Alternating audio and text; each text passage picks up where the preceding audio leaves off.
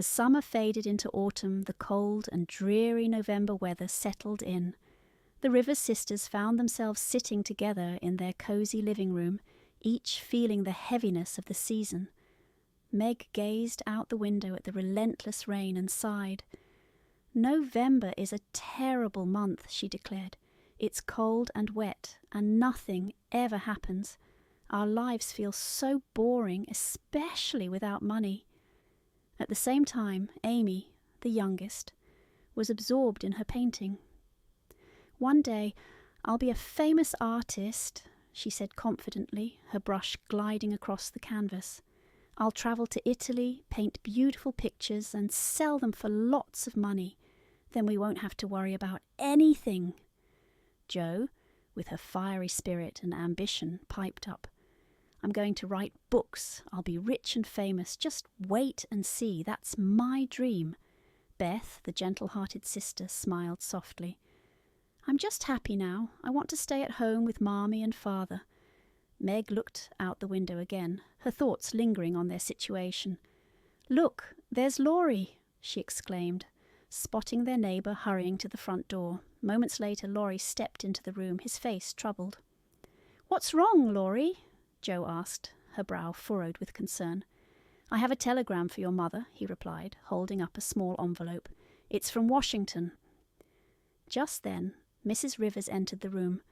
Laurie handed her the telegram, and she opened it quickly, her expression shifting from curiosity to alarm. As she read, her face drained of colour. "I must go to Washington at once," she said, her voice trembling. "Jo, you need to send a reply to the hospital. Tell them I'll come immediately. Meg, Beth, Amy, help me, pack." The sisters sprang into action, gathering their mother's belongings and ensuring she was ready for the journey. Jo, determined to assist further, put on her hat and dashed out to the post office. Laurie, seeing the urgency of the moment, quietly left, giving them space. Back in the living room, Mrs. Rivers rummaged through her desk drawer, counting the money she had. It wasn't much. "Will the girls have enough food while I'm gone?" she wondered aloud, anxiety evident in her eyes. A few moments later, a knock at the door interrupted her thoughts. It was Mr. Lawrence and Mr. Brooke, Laurie's teacher. "We heard about your father's condition," Mr. Lawrence said. "I'm very sorry. Is your mother going to Washington?" "Yes," Meg replied. "She leaves tomorrow morning." "She shouldn't go alone," Mr. Lawrence insisted. "I can't accompany her, but John Brooke is young and strong. He should go with her." Mr. Brooke offered a reassuring smile. "Don't worry, I'll take good care of her." Meg felt a wave of relief wash over her at the thought of her mother having company. As evening descended, they prepared for Mrs. Rivers's departure. Yet Jo had not returned. "Where is Jo?" Mrs. Rivers asked anxiously as the hours ticked by. Finally, Jo burst through the door, her face flushed with excitement. "I sold my hair," she announced, placing a stack of bills on the table. "This is for your journey, Marmee." Surprised, Mrs. Rivers examined the money. "Jo, where did you get this?" "I sold my hair to the barber for $25, Jo said, her eyes bright with determination. "I wanted to help you and Father."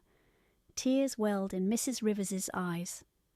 "You are so kind, Jo," she whispered, pulling her daughter into an embrace. That night, as the sisters settled down, Jo couldn't sleep. She kept thinking about her hair and the choice she made. Meg, on the other hand, was preoccupied with thoughts of John Brooke. They were both worried about their father, longing for the stability of family. The next morning, Mr. Lawrence's carriage arrived, and Mrs. Rivers exchanged heartfelt goodbyes with her daughters before leaving. The sun shone brightly on their sombre faces as they waved goodbye, unaware of the challenges that lay ahead. With their mother gone, the sisters threw themselves into housework. Though worried about their parents, they tried to support one another. They wrote letters to their mother every day, hoping to keep her spirits up. But as the days went on, Beth grew increasingly worried about the Hummel family, who were struggling with illness. One afternoon she approached Meg. Please, will you visit the Hummels? Marmee often does." "I'm sorry, Beth, but I'm so tired today," Meg replied, feeling overwhelmed by chores. "I can't go either," Jo said dismissively. "I'm meeting Laurie." Feeling isolated, Beth finally put on her coat and headed out, determined to check on the family herself. She brought food and care, knowing the baby was sick. When she returned, her face was pale and her eyes were red. She locked herself in her mother's bedroom for an hour, crying quietly. Jo found her there, and panic surged through her. "Beth, what's wrong?" The Hummel baby is dead," Beth sobbed, holding a bottle of medicine. "I held him in my arms, but he didn't make it." "Oh, Beth, that's terrible," Jo gasped. "What happened?" "The doctor said the baby had scarlet fever," Beth explained. "He gave me this medicine and told me to drink it. Now I feel hot, and I have a headache." Fear gripped Jo. "Beth, we need to get you to Dr. Bangs right away." She rushed to find him, determined to help her sister. Days passed, and Beth grew weaker. Dr. Bangs visited, confirming that she had scarlet fever. "Who will take care of her?" he asked. "You both are safe, but Amy must go to Aunt March to protect her." While Amy was sent away, Meg and Jo took on the task of caring for Beth, who spent her days in a feverish haze. Sometimes she called out for her mother or her sisters, and their hearts broke seeing her in such distress. Eventually, Jo suggested sending a telegram to their mother, but Meg hesitated. "We can't. Marmee is already so worried about Father." Weeks dragged on, and as December began, Beth's condition remained dire. One day, as snow began to blanket the ground, Dr. Bangs returned and grimly assessed Beth. "She needs her mother. Mrs. Rivers must come home immediately," he declared. "Let's send the telegram," Jo insisted, urgency in her voice. But as Meg began to write, another letter arrived from Washington. Mr. Rivers was very ill, and they were unsure of what to do. When Laurie came with news that Mr. Rivers was recovering, Jo rushed to send the telegram to her mother. But then Laurie brought even better news. "Mrs. Rivers is coming home. I just got word from John Brooke." Relief flooded the sisters. They waited eagerly for their mother's return, wishing they could ease the worry that had settled over their home. When she finally arrived, they rushed to greet her, embracing her tightly, grateful for the family reunion.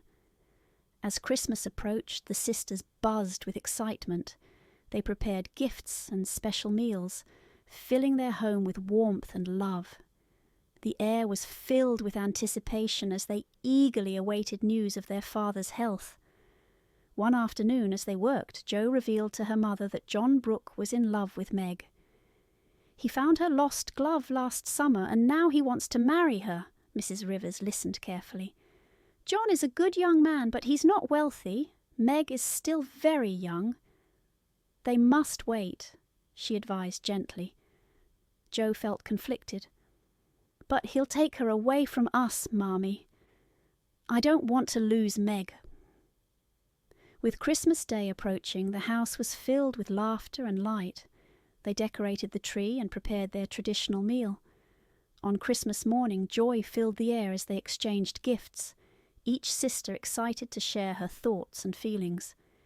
In the evening, Laurie and Mr. Lawrence arrived with presents, joining the celebration. Just as they were all gathered together, there was another knock at the door. When Laurie opened it, everyone gasped in surprise as their father stepped inside, looking healthier and stronger. "Father!" the sisters cried, rushing to him with joyful tears in their eyes. "This is the best Christmas present," Amy exclaimed, her heart full. Later, as they sat around the table, sharing stories and laughter, John Brooke entered the room. Meg ran to him, her face glowing with happiness. "I'm so glad you're here, John," she said, beaming. As the holiday festivities continued, the sisters felt a renewed sense of hope and love. Mr. Rivers observed them, his heart swelling with pride. "You've all grown into fine women.